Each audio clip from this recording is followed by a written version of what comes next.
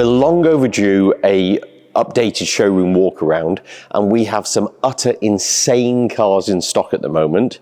So I thought today would be a perfect day to give you our latest walk around. So where do we start? Well, you probably heard in the last couple of days the sale announcement of us concluding the Eccleston Grand Prix collection.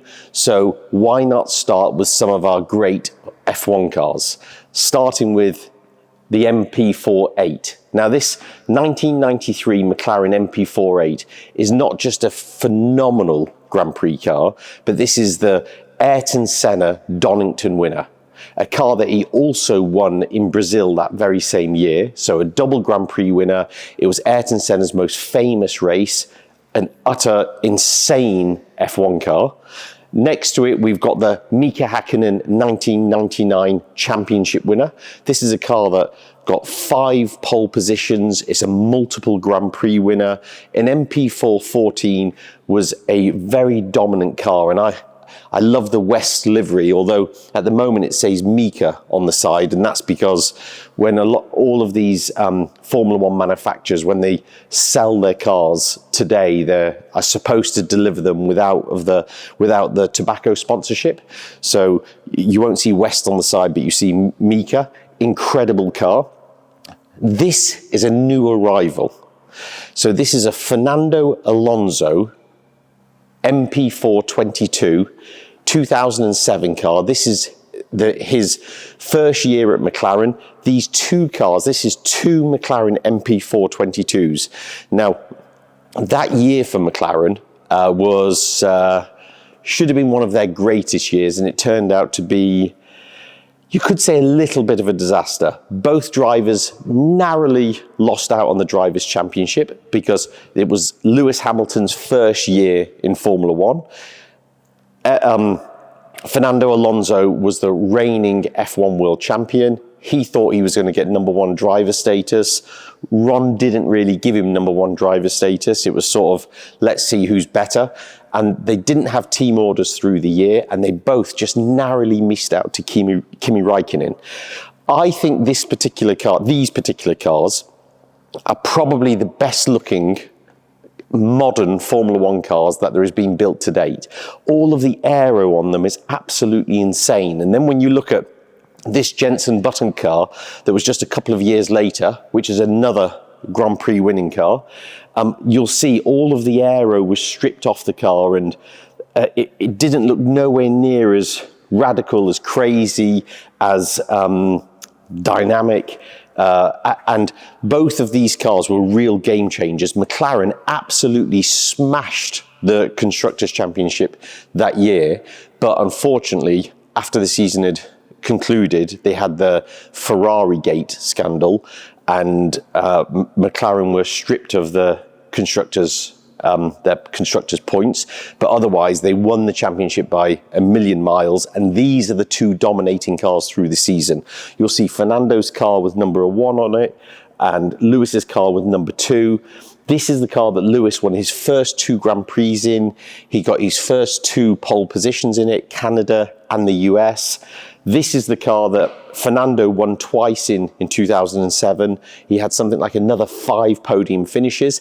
And it's also the car that Fernando was driving in Hungary, I want to say, when in qualifying, he delayed, I'm sure it was Hungary, he delayed Lewis coming out, getting into his pit box in order for Fernando to take pole position. Quite a big controversy in that year's championship. So super cool cars.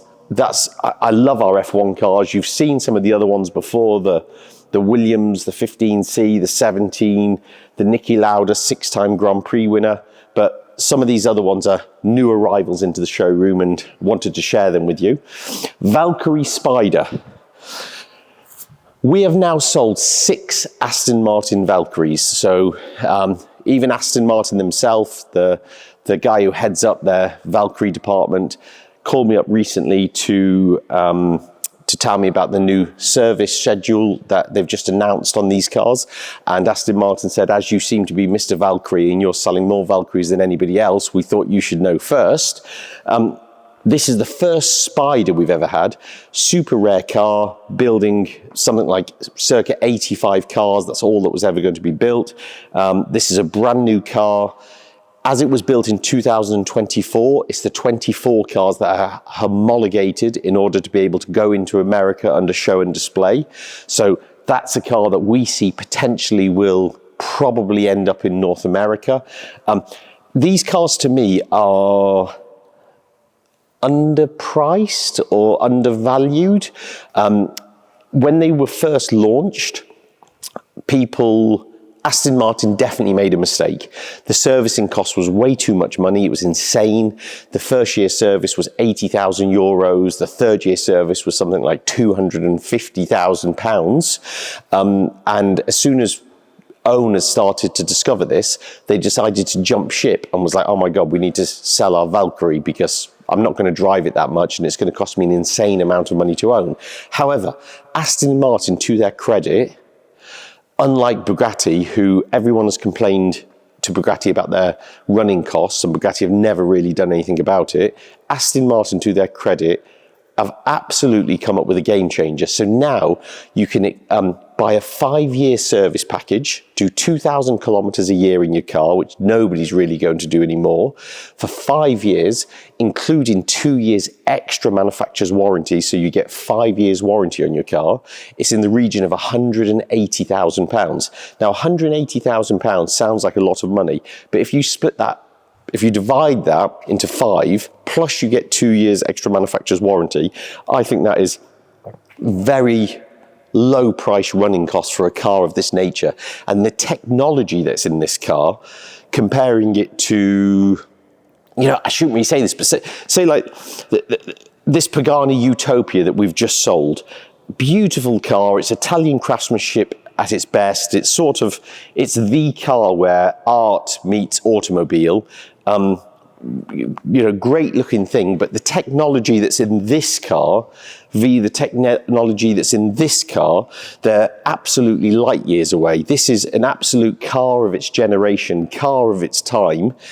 These cars should be 3 or 4 times the value that they currently are. And I potentially think that they will get to there. I think this is probably the worst place it can be parked in the whole showroom, because when you view the cars from behind, it looks like the Batmobile when you've got that rear diffuser and you can see right through the bottom of the car where it's got no floor to it. One of my favorite supercars, actually, favorite supercars of all time. That's chassis 43. This is chassis 2 Pagani Utopia. This was one of the first cars delivered. It was delivered to a great client of ours, a really good friend of mine, a gentleman who's got a Pagani Zonda in exactly the same color scheme. He's got a Pagani Utopia in exactly the same color scheme, and he only sold this car because he has a Roadster, a manual Roadster version coming. But because he's such a great client to Pagani gave him 2 cars. He gave him a coupe with the F1 gearbox, and now he's got a manual Roadster coming. And we were very, very pleased to bring this car to the market, and we sold it in about 10 minutes. It was utterly insane. It's going to a completely different part of the world, but we had 2 or 3 people fighting over it. We had about 20 inquiries on the first day. We really sold that car extremely quickly. And then we walk into, I think this is called Ferrari Supercar Heaven. So La Ferrari Aperta, only 209 of these cars were ever produced. This car was built for a very special first owner. It was commissioned by Sergio Marchionne, who was the Ferrari CEO at the time. He was given the task to specify the car for the very important first owner. So all the additional features was ordered, the different color alloys. It's got all the carbon fiber, liftable, lift out roof, carbon fiber, mirrors, front spoiler, rear spoiler, red piping, everything. And we sold this car about 3 years ago, 2 or 3 years ago. We bought it back into stock, and we have just resold it again. And this car's leaving the UK, which is actually disappointing for us, because We like the cars to stay very close by, and then hopefully we can get them again in the not too distant future.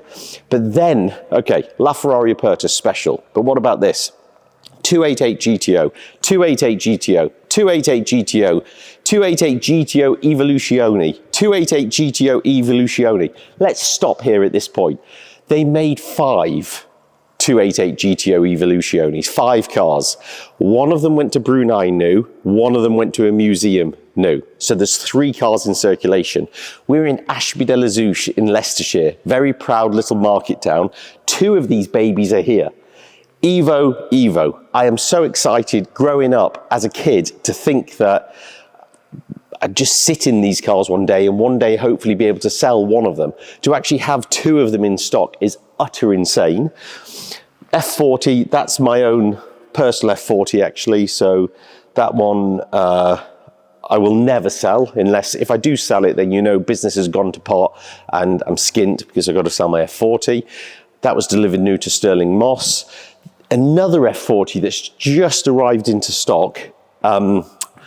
This is a car that I bought from the first owner back in 2016. This is a car that's done about 1,200 miles from new. The weave on the car is fantastic. The weave all over the body, on the front, on the roof, on the rear, on the spoiler, it's insane. Incredibly original car, 1,200 miles from new. That is, people use the phrase blue chip. An F40 with unbroken provenance, 1,200 miles from new.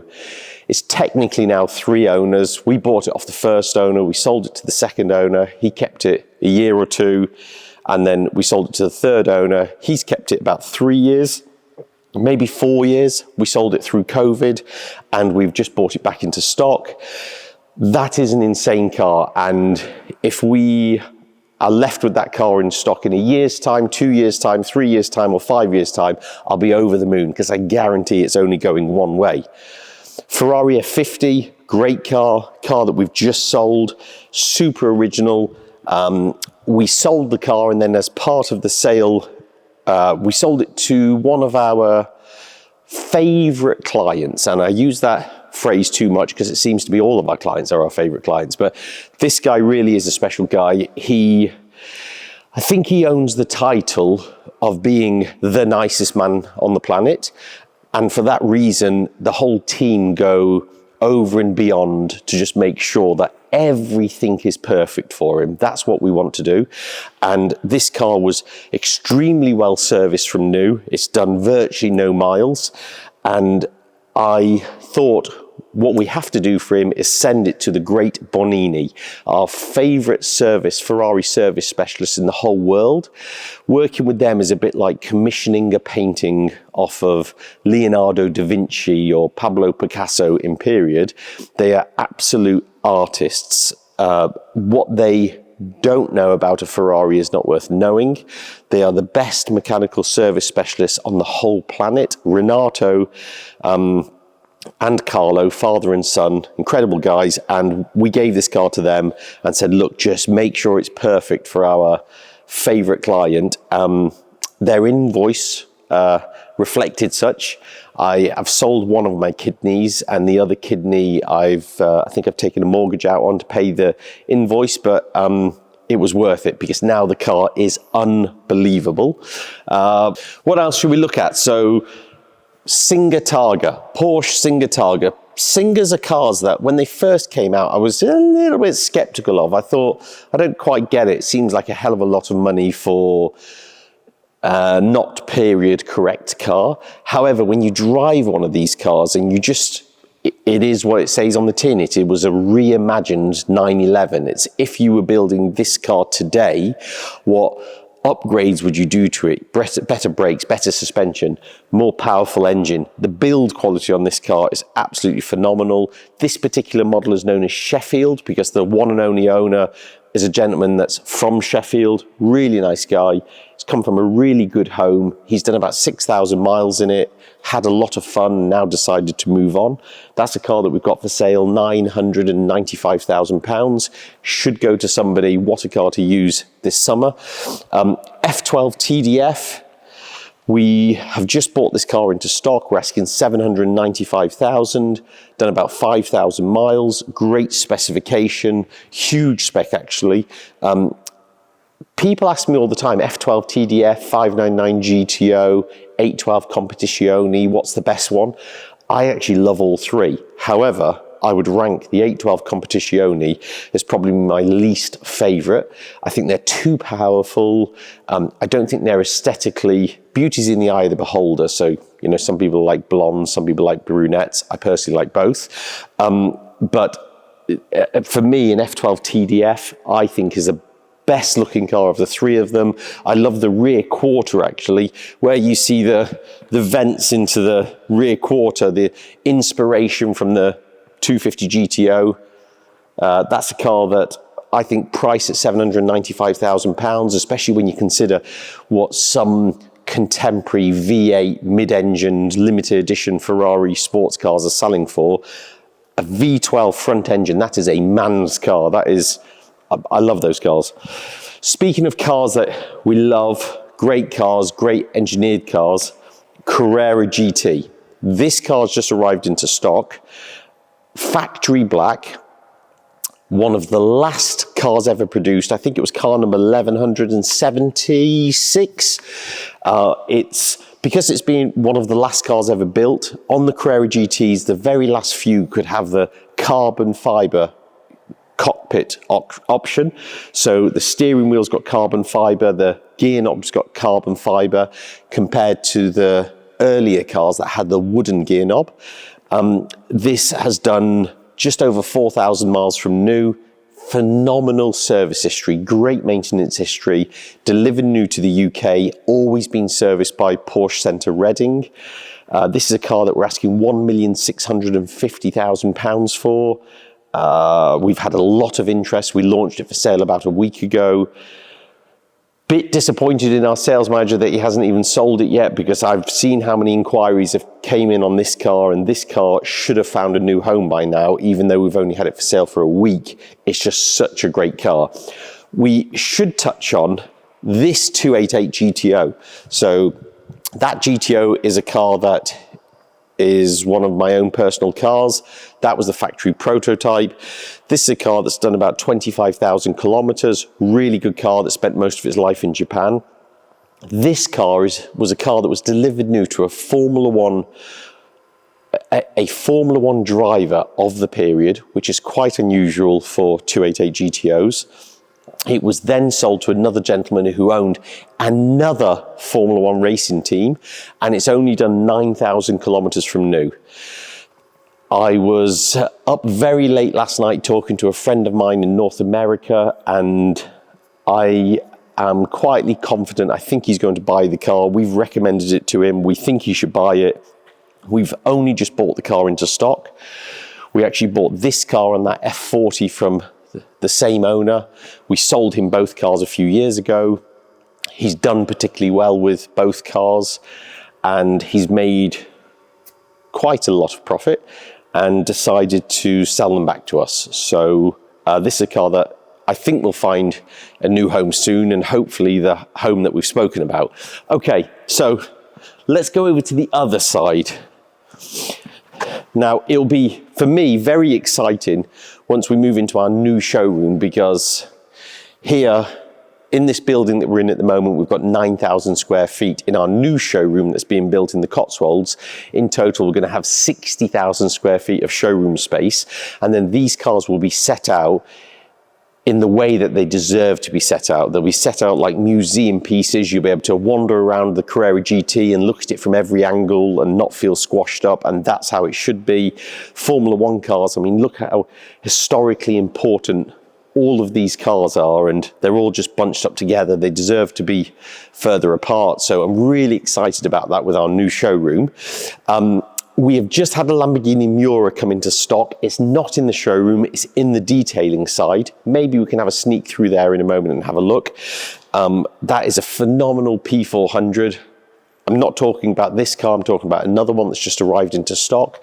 Quite a famous car that was in a movie in period, driven by the most beautiful woman you could ever imagine in period in the movie.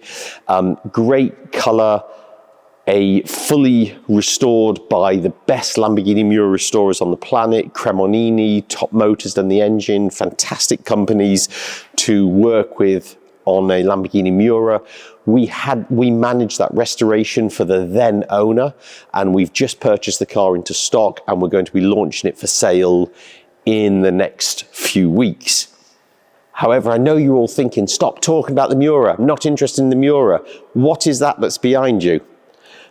This has just arrived into stock. McLaren F1, chassis 40, a car that has been in single ownership for the last near on quarter of a century. Probably the best serviced McLaren F1 that McLaren MSO look after. A car that's serviced meticulously without any regard to cost. It's a car that's been, which a lot of you viewers out there are going to type and give thumbs up at the moment. It's a car that's been really properly used, not wrapped in cotton wool and just looked at and adored, but properly used. It's done just over 40,000 miles, which actually, because these cars are so usable, isn't unique. There's another car out there in the UK that's done more mileage than that. Actually, there's 2 or 3 cars in the UK alone that's done more mileage than that. Because what people do with McLaren F1s are a bit like what some owners do with Paganis. They will make their own stamp on the car. So this particular client, the car was born new in silver, and check out the high wing mirrors. This is one of very few cars that was ever born with high wing mirrors. This is the way that Gordon Murray designed the car. However, he couldn't get it homologated with the high wing mirrors, so all of the cars left the factory with low mirrors. But when you compare the 2 cars together, high v low, the high does look better. And I think it's really cool that this is one of the very few cars that left the factory in that configuration. It also left the factory in silver. And like I said to you about owners putting their own stamp on a car, the most recent owner decided to change the color of it to this one-off unique blue. Lots of other special options on this car that he also had installed, such things like carbon fiber grab handles, carbon fiber areas in the cockpit. He changed the color of the interior. So this is a car that could lend itself perfectly to the next custodian, next owner, to either send it back to McLaren or to Lanzanti, put the car to its original color combination, and then you've got such a unique car and a car with such unbroken provenance, UK registered, UK taxes paid, which is a big deal on a McLaren F1, because when you start talking about paying VAT on a car that is in this region of value, it really does add up. And this is a car that we're going to be launching for sale. It's only just arrived into stock. We're carrying out our full chassis research on it, concluding on our presentation on the particulars that we're sending to clients, and I think we're going to be ready to launch it for sale in the next couple of weeks. 250 short wheelbase, moving from one great to another great. Ferrari 250 short wheelbase, right-hand drive, chassis 3657, one of only 14 right-hand drive cars. Matching number car, original chassis, original engine, original gearbox. Was originally born in a very pale Maserati green with, from memory, I think green interior. I think this color suits the car much better. Really nice car. This is a car that we've got for sale at the moment, but we're not publicly marketing. It's a car that we would like to find the next owner a little bit under the radar. And if we don't do that in the next few weeks, couple of months, we might publicly put it out there. But a right-hand drive short wheelbase is so special in the classic car world that, and especially for a UK, Aussie, Hong Kong, you know, especially for a buyer that's in a right-hand drive market, South Africa. So I'm very confident that I think we're going to find a new owner of that car very quickly. It's utterly insane walking around the showroom, actually. Like, Works DB3S, so a works car. They only made 10 works cars. This is chassis number 2. This is a car that's got Mille Miglia and Le Mans history. This is a car that's known as the Peter Collins Aston Martin DB3S. Peter Collins, I'm hoping all you young guys watching this are not going, who the hell was Peter Collins? Because Peter Collins was one of the greatest drivers of the 1950s. He is a guy that was a works Formula One driver for Ferrari. He is a guy that, you know, took part in all of the huge races, had so much success in all of the huge races, had this beautiful wife. They would travel to the races together. You'd see her keeping his lap times, and it kind of all started from this because he was doing some driving for Aston Martin, and this was a works car, he drove the car for Aston, and then he asked Aston Martin if he could buy the car following the conclusion of its works days, and Ferrari was so impressed by the way that the results that he was getting from this car, he ended up getting a full-time drive with Ferrari and as a Formula One driver. So such a historically important car. It's been owned in recent times by names such as McCaw, the great collector in North America, John McCaw, super great guy, Anthony Bamford, Lord Bamford. I think Lord Bamford somehow or another has owned most of these cars that's in the showroom. It's insane. Whenever you talk about old Ferraris or old Aston Martins, he's owned everything. And this is a car that we sold for Anthony about 5-6 years ago. And he had 2 DB3Ss. He decided to keep his other car for nostalgia reasons, because that's a car that he and his daughter had participated in the Mille Miglia in on a few occasions, and that was a car that I could relate to, where that was a memory for him. So even though this is historically such an important car, this is the car of the 2 that he chose to sell. Beautifully restored, coming from most recently from a great home, but it's always had a great home. This is Aston Martin royalty. I think Mr. Stroll should really be on the phone and should be buying that car to stick it in the Aston Martin museum if they have or haven't got one yet. 300SL Gullwing, 300SL Roadster, freshly restored, HK engineering, 700, 800,000 restoration, total, matching numbers, original chassis, body, engine, steering box, axles. Very, very, very original car and beautifully restored. A Concord car, 100 point, nothing to even talk about. Ferrari 275. These cars, this is chassis 8013, and this is a car that we bought about 18 months ago and decided to put it back to its original color combination of oro metallizzato. Over black interior. We kept the interior that was already in the car because it was just patinated beautifully. One owner for the last 3 decades, single ownership for 3 decades.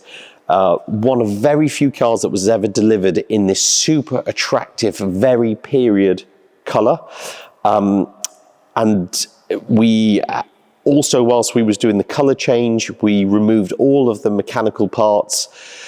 Even though the car was, could you say, freshly restored 30 years ago, because the most recent owner didn't use the car at all in 30 years, did not use it. And for that reason, we were a little bit concerned, sent it to Bob Houghton, our favorite Ferrari mechanical specialist in the UK. We removed the engine, removed the gearbox. They went through everything. They said it was one of the most powerful 275 engines that they had ever experienced. And then our own Jonty, a guy that's worked for me for many years, drove the car recently, drove it back to test it from Bob Houghton, and he said it was the best 275 that he's ever driven. I actually can't comment on that yet because I haven't driven this car. It is absolutely fresh from its change in color combination. We photographed the car in a photo studio yesterday. Watch this space. It might even be launched for sale before this video is published, depending on how quick and good Jordan is at getting it published.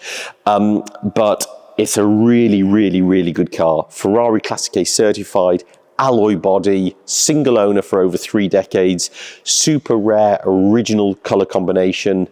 It's got every single box ticked. And then Daytona, this is a car, chassis 16041, car that we've had in restoration for 4 years. Really good car, been restored by Cremonini. It's perfect in every single regard, and we have just agreed a sale on that car to a client that was looking for an exceptional Daytona, and he was a little bit fed up of being told by all the dealers out there that they've got a restored Daytona, and when he went to look at them, they weren't restored, they were just repainted and retrimmed. A lot of our esteemed peers, they sometimes are known for not quite fully understanding what a restored car is. A restored car is not a car that is just being repainted and retrimmed. A restored car is a car that's been taken to bits and been totally restored. And that's exactly what we've done here. And this car is exceptional and is going to go to a really good home before we've even had a chance to market it and put it for sale. And that's just a sign of the strength of the market for really, really good cars. This here today is only a taste of the cars that we've got in stock. We've got another circa 20 cars in restoration. As I say, we've got a Lamborghini Miura that's just arrived next door. We've got another very special Formula One car on its way in.